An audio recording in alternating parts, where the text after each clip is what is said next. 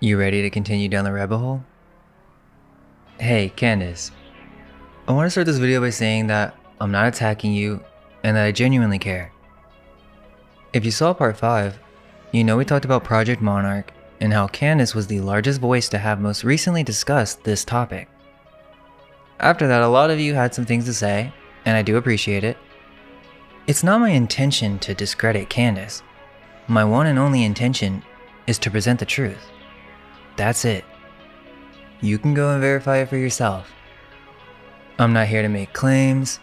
I'm not here to hate whatsoever. I read all your comments, and so before we begin with this investigation, let me just set this up because truly I have the intentions to be fair here. So let me just respond to some of the most common comments first, and even some of the potential future comments so we can just get it all out of the way. Let's just focus on the research, guys. So first thing, the main point seems to be that I'm not a daily watcher of Candace.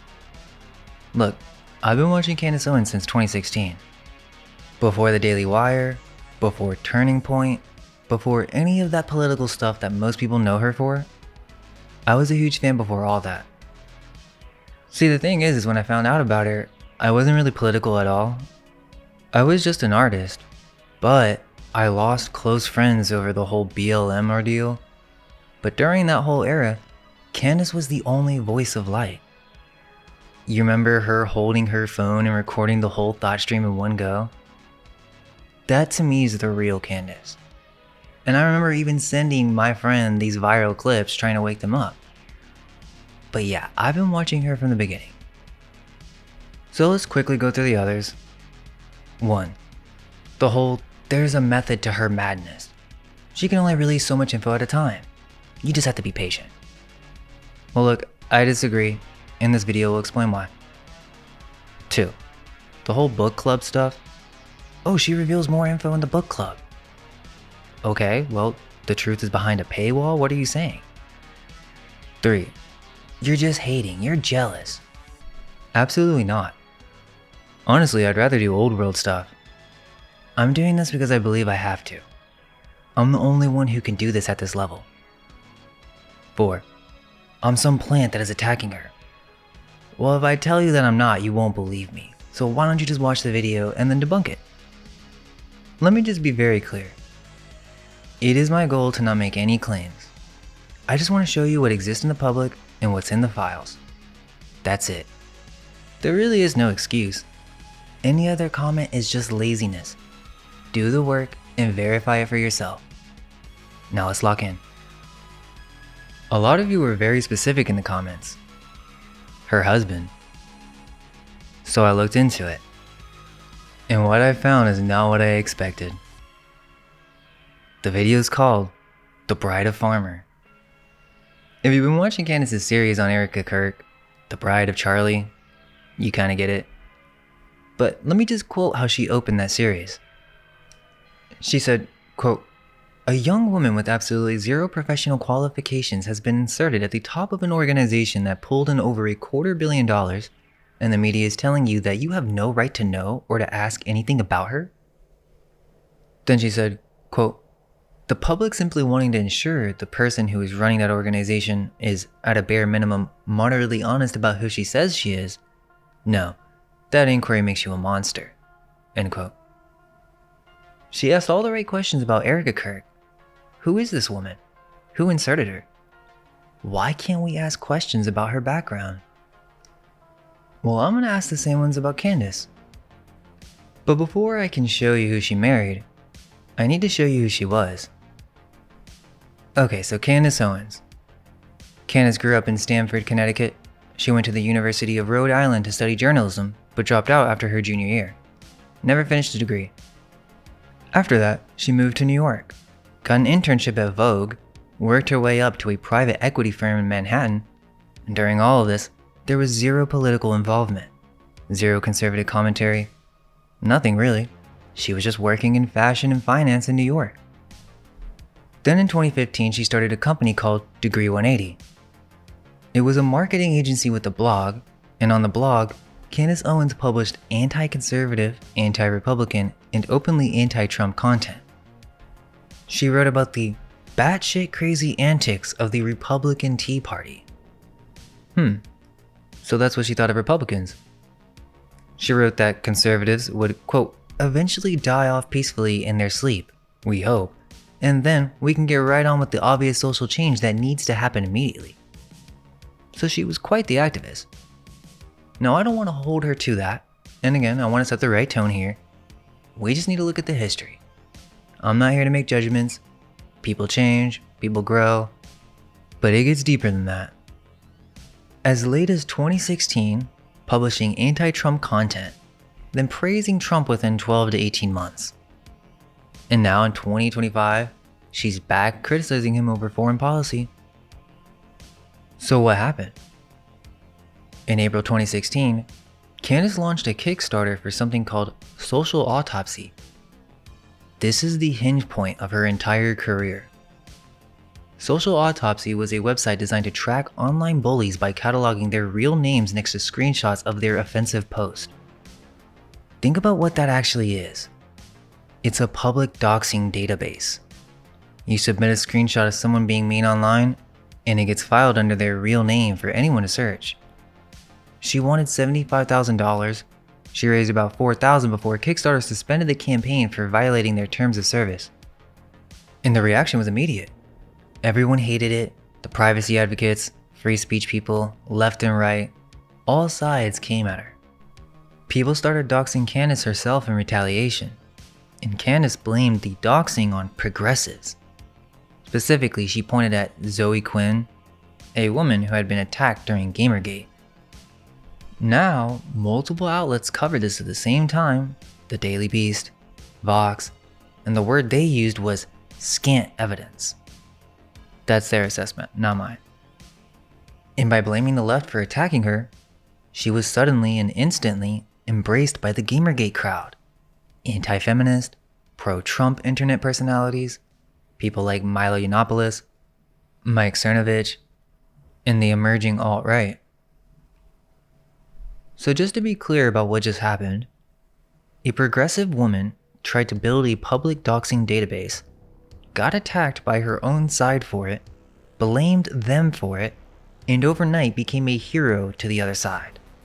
The same crowd that should have hated the idea of a doxing website welcomed her with open arms because she pointed the finger at their enemy.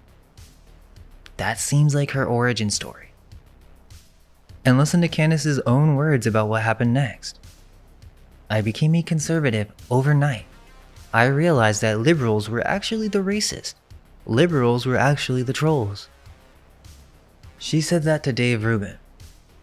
So let me get this straight. A woman that was blogging against Republicans and mocking Trump had her doxing business fail, blamed the left with scant evidence, and decided overnight that she was now a conservative?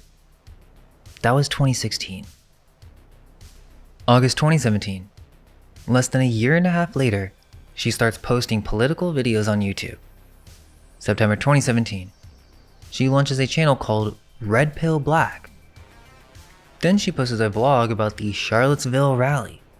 It gets 80 million views. She comes out of nowhere, then gets 80 million views on this vlog.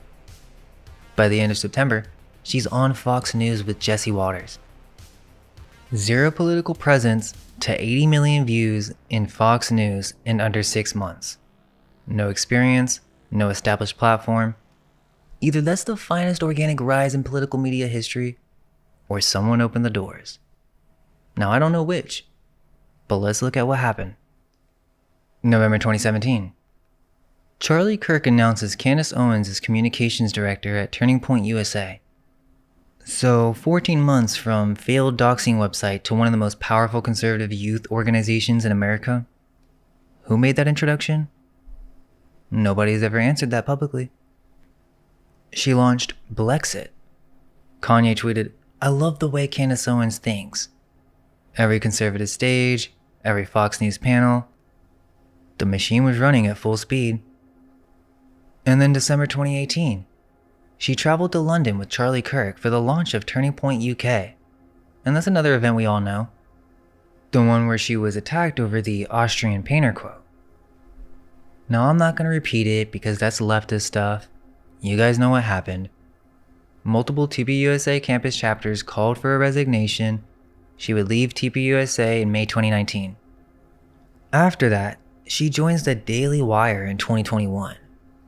So she basically stays on script for 3 years, then she clashes with Shapiro in March 2024, and then leaves. She posts, "I'm finally free." By 2025, she's calling Trump a chronic disappointment. She says she's embarrassed she told people to vote for him.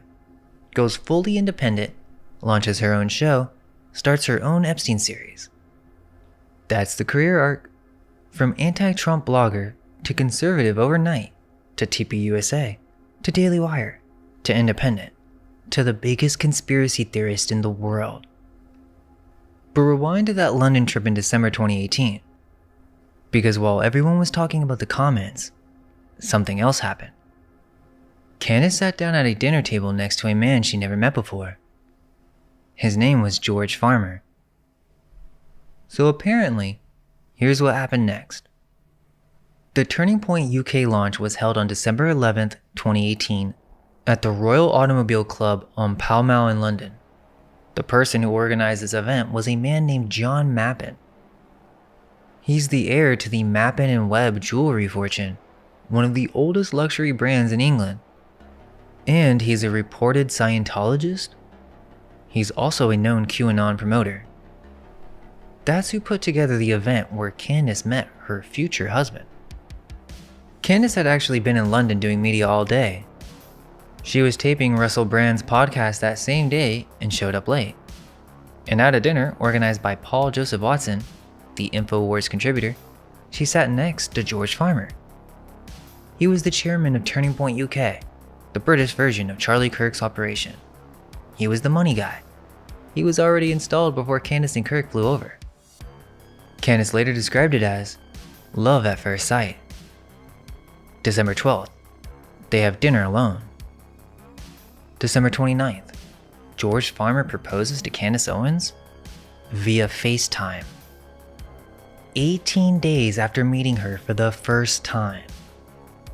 February 14th, 2019, the engagement is publicly announced on Valentine's Day.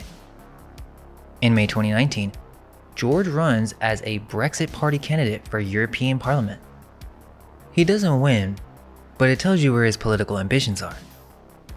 August 6th, 2019, private ceremony. August 31st, 2019, the celebration at Trump Winery near Charlottesville, Virginia. Eric Trump's the president of the winery. And look at the guest list. Nigel Farage, the leader of the Brexit Party, John Voight, Charlie Kirk, Larry Elder, Paul Joseph Watson, and Jerry Falwell Jr., the president of Liberty University who would later resign in his own scandal. They wore red Make Weddings Great Again hats. From first handshake to wedding, 264 days. Less than 9 months. From first handshake to proposal, 18 days. And when asked why, George said he heard a voice telling him to propose. So a voice told him. Now maybe it is just love at first sight. Maybe God really did just tell him. But before you decide that, you need to know who George Farmer actually is. Because once you do, the 18 days starts looking very different. Okay, so George Farmer. Most Candace fans couldn't tell you a single thing about this man. His full legal name is George Thomas Stahl Farmer. Born in London, went to St. Paul's School, one of the oldest and most elite private schools in England, founded in 1509. From there he went to St. Peter's College, Oxford, to study theology. Got a first-class honors degree, which means he wasn't just at Oxford to party. He was academically serious. But remember that name, Stahl. We'll come back to it. But first, his father. And where he comes from is a level of wealth and political power that most people have never been anywhere near. George's father is Michael Stahl Farmer, and as of September 5th, 2014, his official title is Baron Farmer of Bishopsgate in the City of London. He sits in the House of Lords, He is a life peer in the British government. Lord Farmer made his fortune in metals trading. His nickname in the industry was Mr. Copper, because at one point, his company was the single largest trader of physical copper and nickel on the planet. He ran this operation from 1989 to 2000, and in 2000, he sold it. Guess who bought it? Enron, for $448 million. Yes, that Enron. And what's wild is Lord Farmer cashed out right before Enron collapsed. He sold at the absolute peak, after Enron imploded and destroyed thousands of people's pensions and savings. Lord Farmer walked away with $448 million and went on to co-found a hedge fund called Red Kite Group, which at its peak was managing $3.5 billion and was supplying roughly 15% of China's copper consumption. The family is worth an estimated £150 million, 12-bedroom London mansion, properties in France, Morocco, Belgium, and a large estate in Tennessee where Candace and George now live. Now here's the thing. How did Lord Farmer get his title?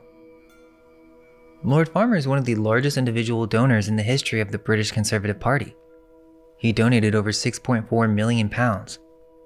Some sources put it as high as $8 to $9 million when you include all affiliated donations.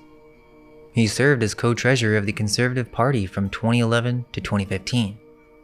And on September 5th, 2014, while he was still serving as party treasurer, he was created a life peer, Baron Farmer of Bishopsgate in the City of London, and given a permanent seat in the House of Lords. There's an investigation by Open Democracy that looked into this pattern. What they found is that every single former Conservative Party treasurer who donated at least £3 million was offered a seat in the House of Lords. Every one. And Lord Farmer, when the Sunday Times asked him about this directly, quote, "There has been a tradition of ennobling party treasurers," end quote. A tradition? And in the House of Lords, Lord Farmer has voted 81 times. He has never once voted against the Conservative Party whip. 81 for 81. Before the marriage, George was a partner at Red Kite, his father's hedge fund, from July 2017. He reportedly made £5 million in profit in a single month. After the marriage, the career gets interesting. He co-founded Redfield and Wilton Strategies, a political polling firm, in January 2020. Then he became COO and later CEO of Parler, the free speech social media platform, from March 2021 to April 2023. Then he became the executive director and shareholder of GB News, the UK media outlet, from September 2023. So that's hedge fund, polling, social media platform, news network. All in 5 years. But publicly, I'm exclusively interested in faith. Now go back to the 18 days. Now can we be real? A woman who became conservative overnight in 2016, whose entire political career was 14 months old, who had just embarrassed herself with the you-know-who comments and was being pushed out of TPUSA, sits next to this man at a dinner his organization arranged, and within 18 days, the son of a lord whose family is worth £150 million decides she's the one? Now the name. Stahl. Lord Farmer's full name is Michael Stahl Farmer. George is George Thomas Stahl Farmer. Every generation carries that name. The Stahl surname is Swiss. 61% concentrated in the canton of Zurich, records going back to the 13th century. Now some of my viewers have claimed this is Swiss Templar bloodline. I'll have to look into that more, but what I can tell you is the name is Swiss and it's centuries old. And this family carried it from the continental European commodity trading world into the British House of Lords in one generation. Okay, but let's talk about what George did at Oxford, because this is the part that neither Candace nor George ever talk about. At Oxford University, George Farmer was the president of the Bullingdon Club. Now if you're American, you may not know what this is, but if you're British, You know exactly what this is, and you know it means something very specific about a person who was in it. The Bullingdon Club was founded around 1780, all male, invitation only. You can't apply, you have to come from one of the wealthiest families in the country, and existing members select you. The uniform alone costs £3,500. So what do? They hold grand dinners at expensive venues, and then they destroy them. That's the tradition. Smash the place up, pay for the damage in cash. The initiation involves members invading your room and destroying everything you own while you watch. Police have been called to Bullingdon events. George Farmer was president in 2010 when police were called to Hartwell House Hotel for criminal damage. Okay, but here's why any of this matters. There's some important people in this club. 2 kings, Edward VII and Edward VIII. 3 prime ministers, David Cameron, Boris Johnson, Archibald Primrose, the 5th Earl of Rosebery. 2 chancellors of the Exchequer, George Osborne, Lord Randolph Churchill, Winston Churchill's father, Nat Rothschild. That's the photo they tried to suppress during their political careers. Cameron, Boris, all of them. This club has produced more British heads of state per capita than any organization in the country. So for Americans, this is basically Skull and Bones at Yale. Same structure, same function, 3 US presidents from Skull and Bones, 3 UK prime ministers, and 2 kings from the Bullingdon Club. George Farmer was the president of it. Now we're just getting started. You know what's even crazier? This all connects to the files. There's an email in the EFT archives, EFTA 02416209. It's from a man named Nick Lees writing to Jeffrey Epstein. Now Lees was close to Epstein. Epstein called him my boy. He was based in Singapore. And in this email, Lees is discussing British politics and he writes, quote, Eton, Oxford, Bullingdon running the country. What a wheeze. That's a private email to Epstein from a man he considered family. And in a separate email from the same Nick Lees, he introduces Jeffrey Epstein to a woman named Nicole Junkermann. If you know about Epstein research, you've probably heard that name. Junkermann is a known Epstein associate connected to Ehud Barak. Lees writes to Epstein, my great friend Nicole Junkermann is considering moving to Singapore. May I have her call you? EFTA 02414840. I'm going to call this one the Rosetta Stone.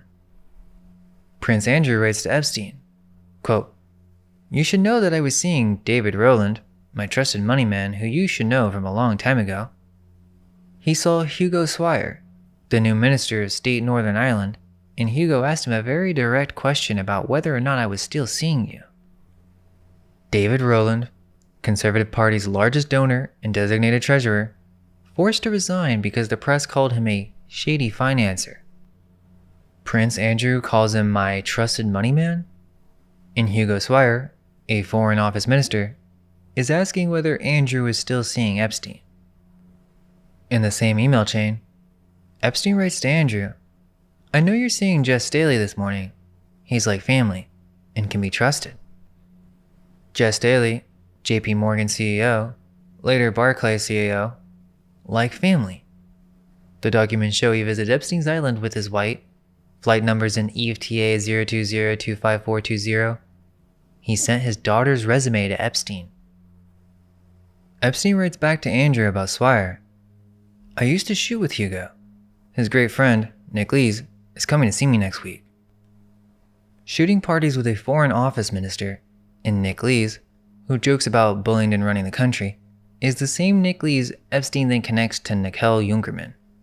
Junkermann, EFTA 02342424, forwards surveillance tech updates to 2 people, Ehud Barak, former Prime Minister, and Jeffrey Epstein.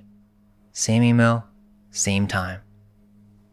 EFTA 02426782. Nat Rothschild, Bullingdon Club, sends a private deal called Project Concordia to Jess Daly at JP Morgan. Lord Mandelson forwards the entire chain to Epstein with 2 words. Interesting. Protect. EFTA 018896668. Remember I said George Osborne, Chancellor of the Exchequer, Bullingdon Club? His chief of staff was a man named Ian Osborne. And Ian Osborne emailed Jeffrey Epstein directly. Subject line, confidential. Quote, I spoke to George Osborne. He is certain that Jess's name was never put to him for a yes-no on Barclays, and he's equally certain that he would not have opposed it. So the Chancellor of Exchequer's own chief of staff feeding confidential information about banking appointments to Jeffrey Epstein. About Jess Daly, the same man Epstein called like family. And in a separate email, EFTA 018763005, Epstein's assistant Leslie Groff writes, quote, you have mentioned Ian Osborne and Peter Thiel. The same Ian Osborne arranging Peter Thiel meetings for Epstein while feeding him confidential intelligence from the Chancellor's office. EFTA 024-18723. Prince Andrew brokering David Rowland's Luxembourg private bank to Epstein for, quote, your undecided Chinese? Andrew writes, perhaps this is an avenue for your undecided Chinese, and he agrees that concentration should be on who pays who and when. And Lord Mandelson himself, EFTA 018-38629, states directly that, quote, Lord Mandelson was introduced to Mr. Epstein a decade before by his then partner, Ghislaine Maxwell, who along with her father and other members of her family, Lord Mandelson had known for many years. Ghislaine Maxwell was personally introducing British lords to Jeffrey Epstein. And in another email, Mandelson writes to Epstein, quote, need a lord on the board? And in a separate document, Epstein asked Mandelson to arrange a House of Lords tour for his 15-year-old goddaughter. And Mandelson's first question, the very first thing he writes back is, how old? How old? Now what's her name? Now when does she want to come? How old? Yeah. And then there's EFTA 000-37470. This is a UK National Crime Agency intelligence report sent to the FBI in June 2020. It's about a woman named Claire Guinness, or Lady Claire Iva, Countess of Iva, married into the Guinness brewing dynasty. Quote, Claire Iva was allegedly a close contact of Epstein and traveled and stayed with him on multiple occasions. And her current position, the one the NCA flagged in the report, President of the NSPCC, the National Society for the Prevention of Cruelty to Children, the UK's main child protection charity. In the emails, she's sending Epstein property listings. Coco Chanel's house in the south of France. And she writes, quote, you could put in super cool for girls, even without aircon. Smiley faces. The president of the child protection charity emailing Jeffrey Epstein about properties that are super cool for girls. Now I need to be clear, George Farmer is not in the Epstein files. His father, Lord Farmer, is not directly named in the EFTA documents. I'm not going to fabricate a connection that doesn't exist. I'm not saying the Farmers are a part of any network. I'm saying this is the world they operate in. And this world has documents. The exact same role Lord Farmer held, Conservative Party treasurer, that's Prince Andrew's trusted money man in the files. The club that George Farmer ran is in the files. That's the one Epstein Circle jokes about running the country. In the House of Lords that his father was given a seat in, that's where Mandelson asked, how old, about a 15-year-old girl. So can we all be honest? 18 days is a little strange. Not just a little. 9 months later, she's married at a Trump property with the leader of Brexit as a guest. And both of them call it love at first sight. God's plan, a voice told him. In December 2024, episode 119, George sat down for his first real interview in over 5 years of marriage, and he said this, quote, "There are many different women I'm married to because I'm never quite sure who I'm gonna get in one day. You know, it's like someday I'm gonna get one personality, and the next day it's this personality. And then you've got your investigative journalist hat on, and then you've got your mother's hat on, and then you've got your Catholic hat on." He's joking, it's a husband joke, but given everything this series has covered about programming, about people who switch between personas depending on who's watching, I'll let you sit with that. Now, in my opinion, from what I've seen publicly, the on-camera dynamic between her and Charlie reads differently than her and George. That's not evidence. I'm not in their house. I'll let you be the judge. Okay, so let me show you something. Back in July 2025, before the documents dropped, Candace launched a whole Epstein series, Dead Men Tell No Tales, 2.2 million views. The Midas Touch, 2 million. Why did they change their tune on Epstein? 1.8 million. So she's building up, she has all this anticipation, millions of people watching, so she's building herself up essentially as an Epstein researcher, the one to go through the files when they come out. February 1st, 2026, 3 million documents drop. Now let's see what she did after that. In 6 weeks, she's uploaded around 100 videos. Bride of Charlie episodes 1, 5.3 million views, episode 2, 3.4, episode 3, 2.8, and then an open letter to Erica Kirk, 3.9 million. 7 full episodes, plus 20-something clips, all Erica Kirk, over 30 million views just on the Kirk content. Her ball episode did 2.8 million, but look at the description. It's Jay-Z on the Epstein list, Nicki Minaj says your favorite artists are in a satanic cult, in the Charlie Kirk assassination timeline. It's just entertainment. That's not a woman researching, going through the filings. Now here's what happened while I was making the last few videos.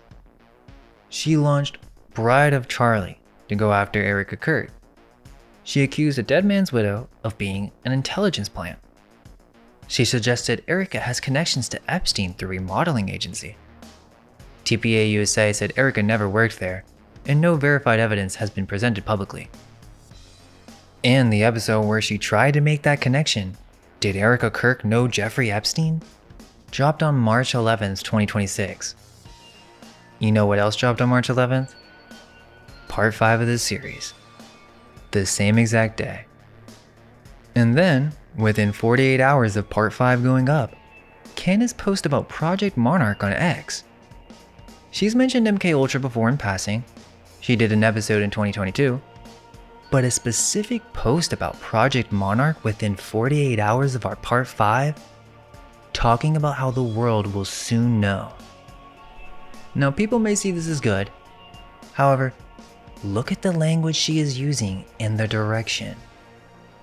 Now I'm not saying she copied me or stole my work or anything. I'm saying she saw it. And if she saw it, then that means she might know what's in the files about her husband's world. She told you she knows all about Project Monarch. Okay, then make the video. Not about Erica Kirk, about this. About the Bullingdon Club. About the Bull. About everything we just showed you. Your fans deserve that. And I'll give her the benefit of the doubt. Maybe she's building up to it. But my issue is, well, we know she likes to talk about the ball stuff, right? I'm gonna say bail so it's a little bit easier. So she made the video, Bail So Hard. And on March 12th, she tweets some wild stuff about bail to Ben Shapiro. So you guys know she talks about bail constantly. Okay, so let me show you some crazy stuff. Because I don't think she's looked hard enough. Now look at her husband's club. The Bullingdon Club. Say it slowly. Bullingdon. The oldest records spell it Bullsden in 1179, Bullandina in 1231. English Place Name Society records it as Bulls Valley from Old English. The club's nickname is the Buller. Airmail ran a headline about them. You mess with the Buller, you get the horns. In Oxford itself, the city where this club operates, Oxford comes from Old English Oxenoforda, Ford of the Oxen, the Bull Club in the Ox City. Now look where his father operates. Lord Farmer's full title is Baron Farmer of Bishopsgate in the City of London. And the City of London is not regular London. It is a 1 square mile financial enclave with its own charter from 1067. That's older than the Magna Carta. It has its own police force, it has business-dominated elections where companies vote, not just people. And it has something called the Remembrancer, an unelected official who has sat in Parliament since 1571 protecting this city's interest. That is where Lord Farmer's title is anchored. And this square mile has been reset before. In 1666, the Great Fire burned for 4 days and destroyed 4/5 of the City of London. 13,200 houses, 87 churches, 52 guide halls. The entire medieval city was gone. And guess what? Only 6 people officially died. And keep in mind that 100,000 had already been wiped out by the plague the year before. So, back to back, 1665, plague, 1666, fire. Now the question is, who rebuilt it? The rebuild was controlled by a 6-man commission, and 2 of those men were Christopher Wren and Robert Hooke, both members of the Royal Society.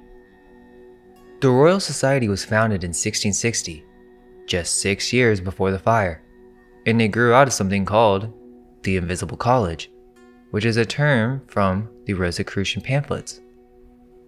Their founding member included Elias Ashmole, whose own diary confirms he was initiated into a Masonic lodge in 1646, and Sir Robert Moray, who Gresham College themselves described as, quote, soldier, scientist, spy, Freemason, and founder of Royal Society. And they have a memorial they built that's 202 feet tall, exactly 202 feet from where the fire started. Yeah, why don't you multiply that by 3? It's not just a memorial. It was designed as a zenith telescope with an underground laboratory beneath it for gravity experiments. So it's a scientific instrument disguised as a public monument? And when Wren walked through the ruins of old St. Paul's Cathedral, he found a stone fragment with one word on it. Resurgam, Latin for I shall rise again. He carved that word and the phoenix into the new cathedral. Order out of chaos. And underneath that square mile, 7 meters below Bloomberg's European headquarters on Walbrook Street, there's a Roman temple, built around 240 AD, discovered in 1954 on a World War II bomb site. It's a temple to Mithras. Let me walk you through what this actually was, because most people have only heard the name and maybe seen the image. Mithraism was a mystery religion in ancient Roman times focused on the god Mithras that dominated the Roman Empire for centuries. It was the religion of the military, of officers, of administrators, of the people who actually ran things. And it was entirely secret. Now Surface Wiki will only tell you so much, but essentially, this is an ancient cult with a bull sacrifice ritual with the purpose of creating a god. Sounds crazy, but stay with me. You see this? That image is called a tauroctony. Mithras drives the dagger into the bull's throat.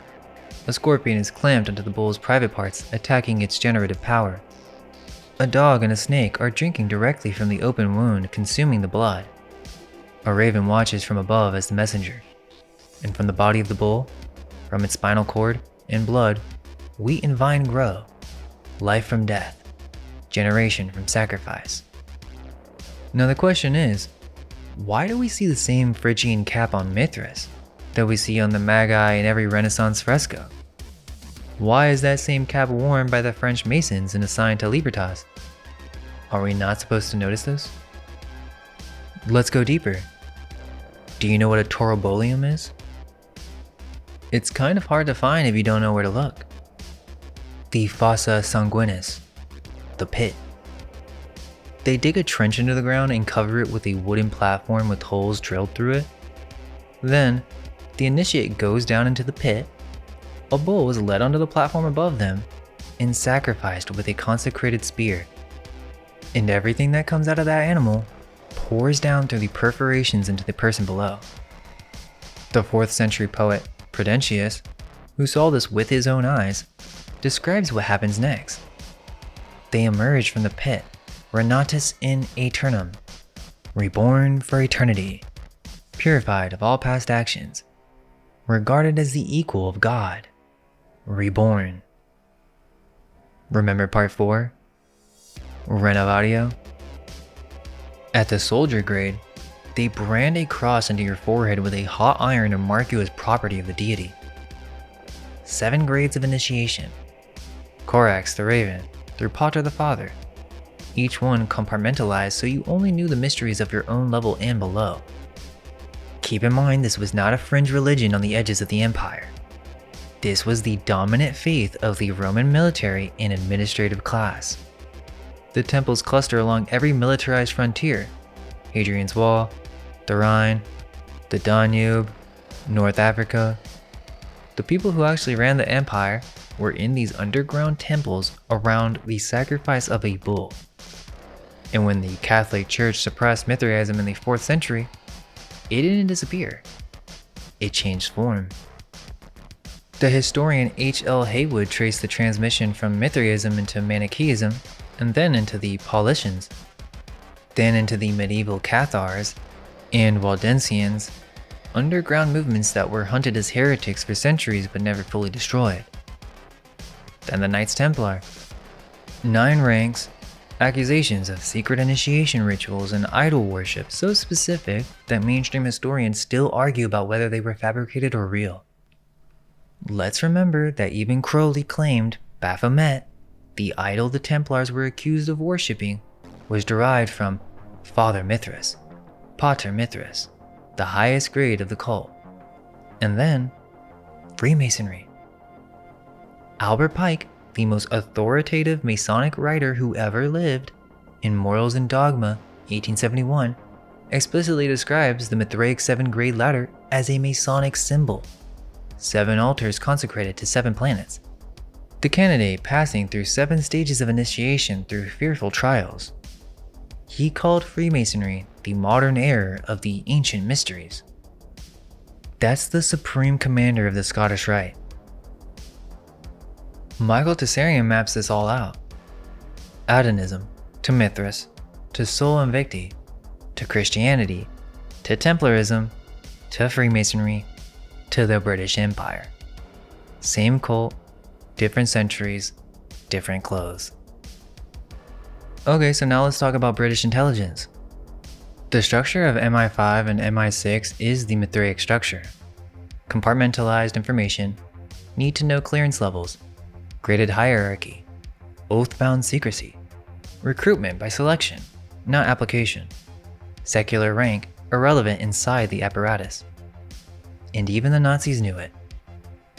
Heinrich Himmler was obsessed with the idea that British intelligence was being run as a Rosicrucian order with the cult adepts in charge of MI5.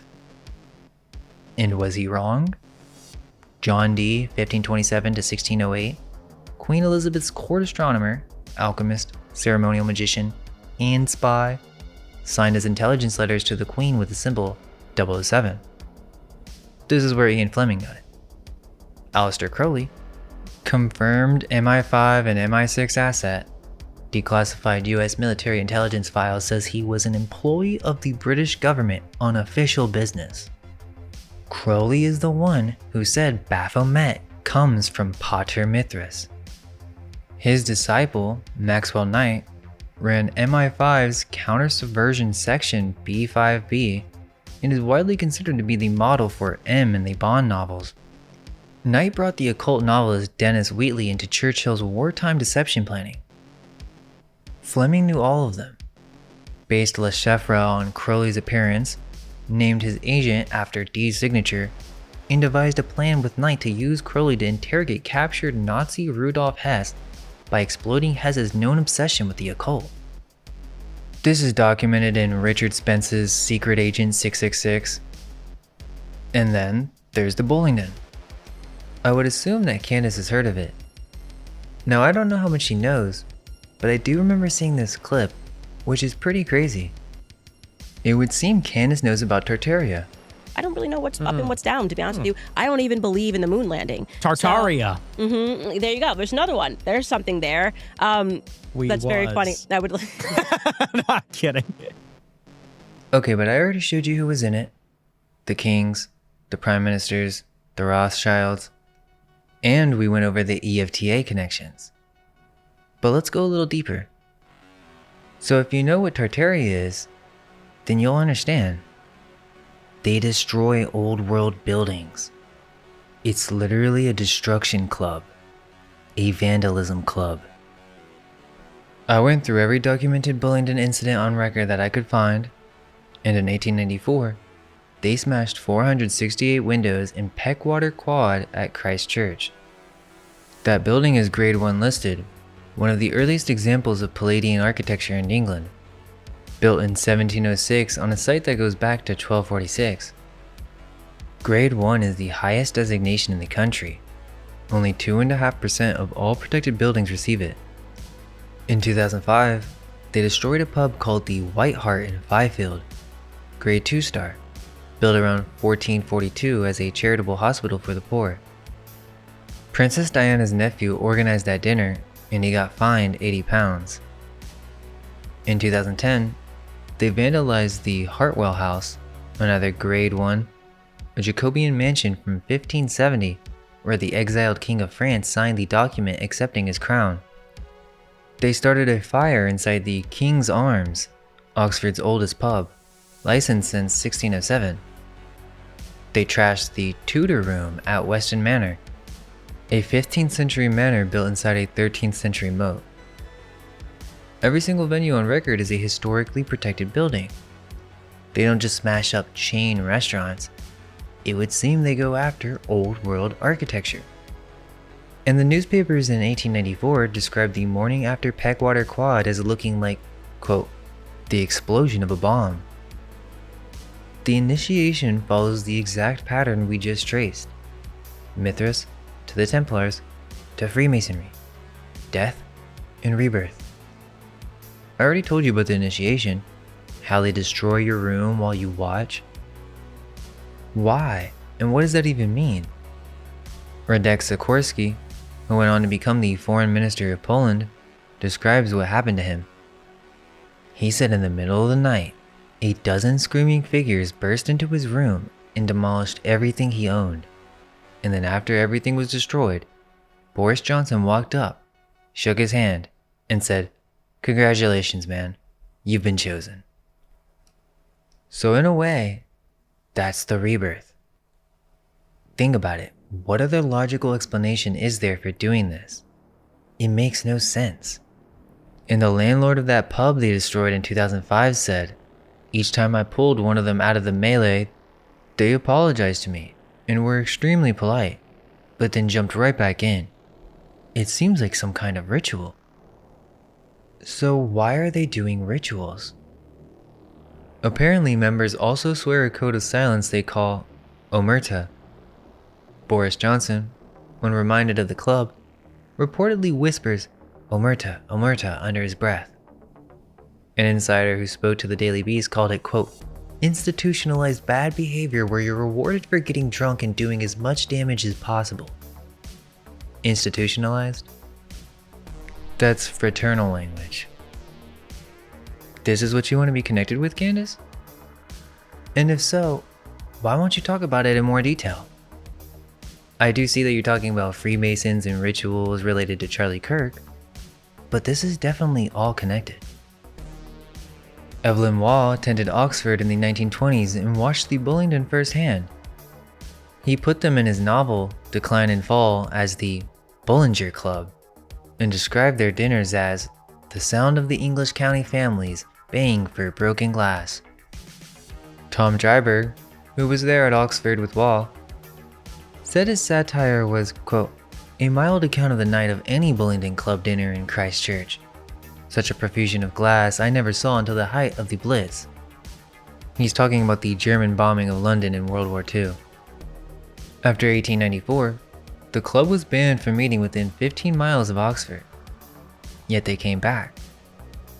Winston Churchill himself, speaking in Parliament in 1910, this is Hansard, the permanent record.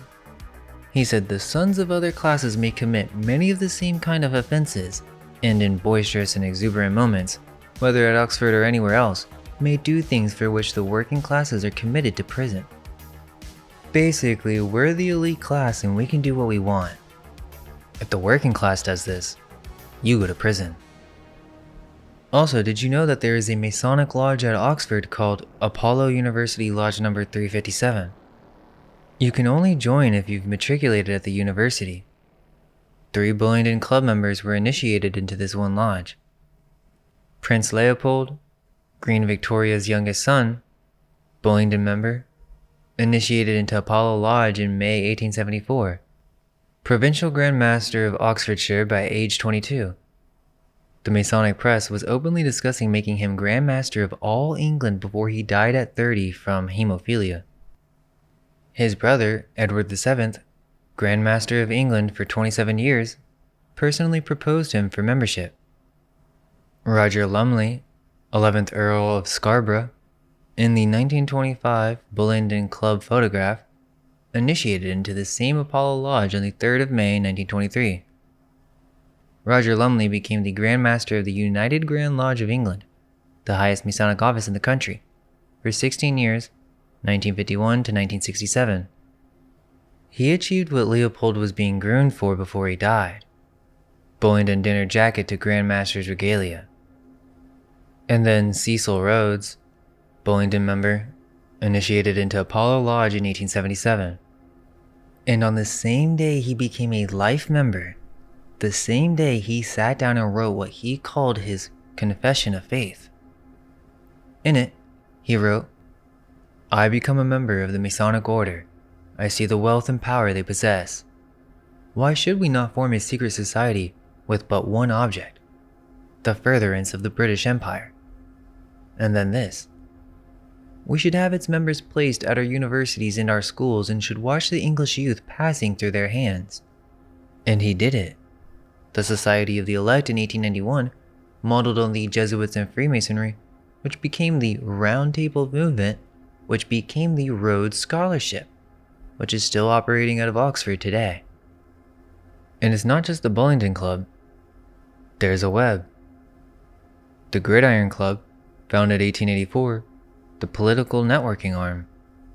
David Cameron was a member of both the Bullingdon and the Gridiron simultaneously, 1987 to 1988. He ran the Destruction Club and the Power Club at the same time. John le Carré, the spy novelist, was a Gridiron member while working for both MI5 and MI6 as a student at Oxford. Rory Stewart, Gridiron member, his father was vice chief of MI6. And Stewart chaired something called La Cercle, a secret invitation-only foreign policy forum that the conservative MP Alan Clark described in his diaries as, quote, funded by the CIA. Stewart never declared this to Parliament. Then there's the Piers Gaveston Society, named after the rumored lover of King Edward II. There's 12 members. Guests loaded onto buses with blacked out windows and driven to a field. Phones confiscated. NDAs signed? The events are described as transgressive. Cameron was allegedly in this one too. Gottfried von Bismarck, great-grandson of the German Chancellor, was in both the Piers Gaveston and the Bullingdon.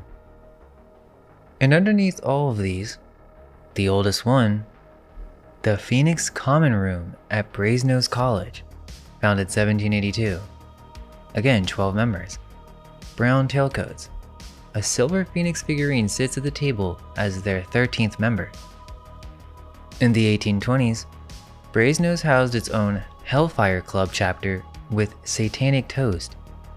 2 members died in connection with devil worship rituals. Edward Lee Trafford in 1834 and John Woodhouse in 1840. Woodhouse reportedly died upon toasting the devil and was found dragged through the bars of a window.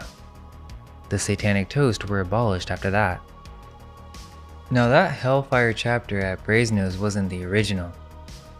The real Hellfire Club was founded by Sir Francis Dashwood in the 1740s.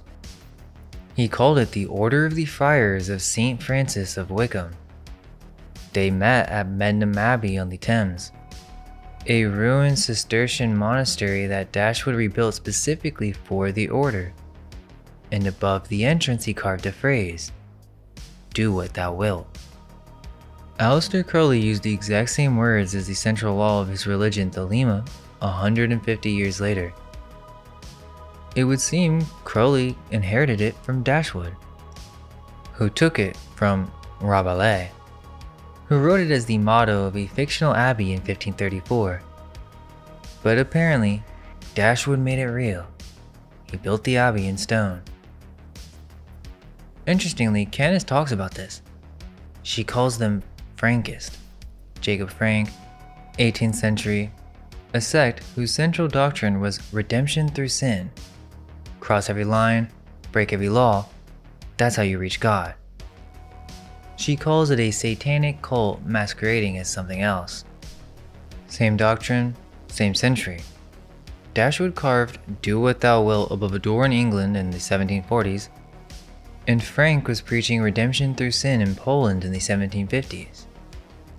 She's looking at the 18th century version of this philosophy in Eastern Europe.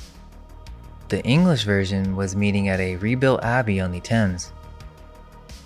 The membership of Dashwood's Hellfire Club reads like government. The Earl of Sandwich, the First Lord of the Admiralty running through Royal Navy, the Earl of Bute, Prime Minister by 1762, John Wilkes, the most famous radical politician in England, and Benjamin Franklin.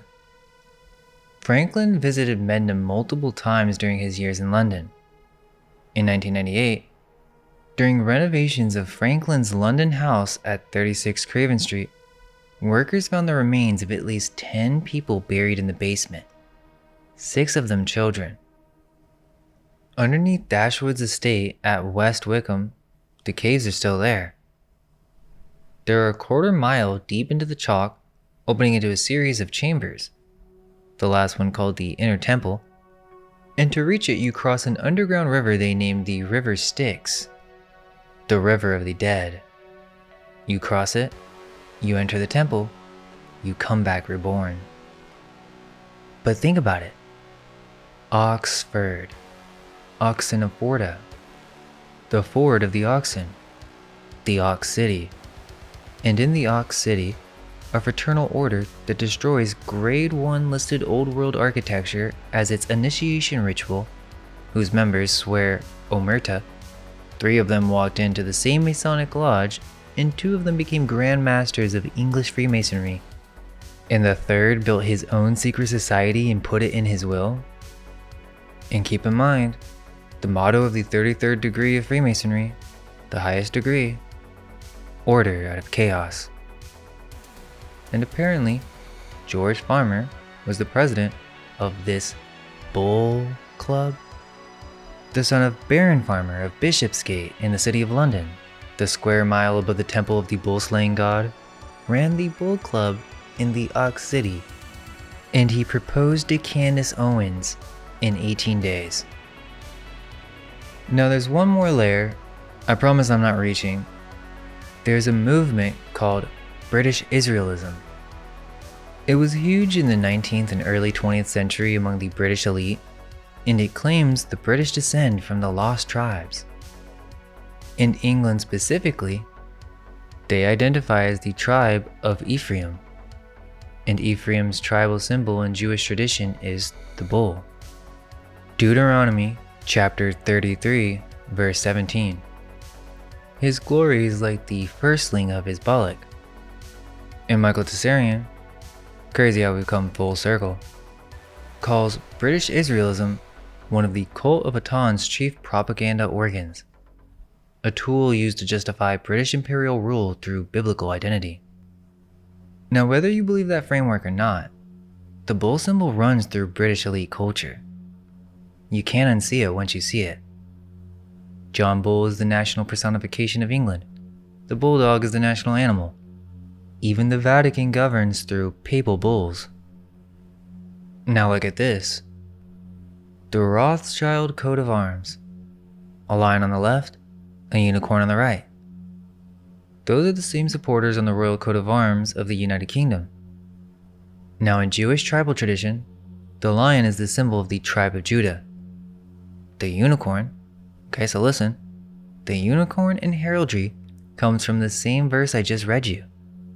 Deuteronomy chapter 33, verse 17. His glory is like the firstling of his bullock, and his horns are like the horns of unicorns. The bull and the unicorn are the same animal. Biblical scholars in the Brit-Am Hebrew Nations Project have documented this. The Hebrew word Re'em, that gets translated as unicorn in the King James Bible, also translates as wild bull or wild ox. It referred to the auroch, a massive wild bovine that went extinct, and apparently when artists who had never seen one tried to draw it from a description, a huge horned beast, they drew a horse with one horn. The unicorn is the bull seen in profile. Two horns become one. And remember Nathaniel Rothschild? Nat was in Bullingdon Club at Oxford alongside David Cameron, Boris Johnson, and George Osborne. The same Nat Rothschild who appears in the Epstein files, the same one Peter Mandelson told Epstein he'd been seeking advice from, and Epstein himself wrote to Peter Thiel in 2016. This is in the DOJ document release, EFTA 023-87645. As you probably know, I represent the Rothschilds. Les Wexner testified under oath to the House Oversight Committee that he gave Epstein power of attorney based on, and I quote, his personal work for the Rothschild family in France. So the family whose coat of arms carries the bull of Ephraim and the lion of Judah, whose scion sat in the Bull Club at Oxford, whose name appears throughout the Epstein files, that family is the one Jeffrey Epstein told people he represented? Don't you get it? The bull worship. From ancient Canaanites to Mithras to modern secret societies. And it would apparently seem the woman who tells 6 million subscribers about Baal worship married into a world that sits at the intersection of all of it. Anti-Trump blogger, doxing website fails, conservative overnight, TPUSA in 14 months, 80 million views in 6 months, engaged in 18 days to the president of the Bullingdon Club, Bulls Valley, the Buller, married at Trump Winery in 9 months. His father, Baron Farmer of Bishopsgate in the city of London, above the temple of the bull-slaying god, 7 meters below Bloomberg, and she makes an episode called Ball So Hard. She made a series called The Bride of Charlie. She investigated who Charlie Kirk married, who she really was, where she came from, and what the connections look like. I just did the same thing to her. Her husband said it herself. There are many different women I'm married to. I'm never quite sure who I'm gonna get. And she told you. Overnight. Every EFTA document I reference in this video is in the public release. Every statement about Lord Farmer is on his Wikipedia page and UK parliamentary record. Every detail about the marriage timeline comes from Candace and George's own interviews. Every detail about the Bullingdon Club, the City of London, the Mithraeum, the 7 grades of Mithras, the Rothschild coat of arms, the etymology of every word, the declassified MI5 files on Crowley. It's all public record. The connections and patterns I've drawn are my interpretation of that public record. I give you the receipts so you can check my work. And so, why does the person with the biggest platform in this space marry into it? One last thing. For anyone asking who I am, I'm an artist. I've dedicated my life to research, and it shows. I literally grinded my way up here. Have you made a 9-hour video? I've shown time and time again that I'm willing to work for the truth. Not one sponsor in 7 years. That's the difference between me and these other people that you call plants. I'm not giving you truth. I'm working for it myself, and you're joining along. I know my supporters know, but I'm done with the comments calling me a plant. I earned this. You know the difference. I trust you to see this. Get ready for part 7. And if you guys don't mind, please come follow me on X. I'm much more active there now with everything going on, and I could definitely use the extra support. Please let me know if there's anything I missed. Thanks for watching, and all we can hope is that our minds may be unveiled.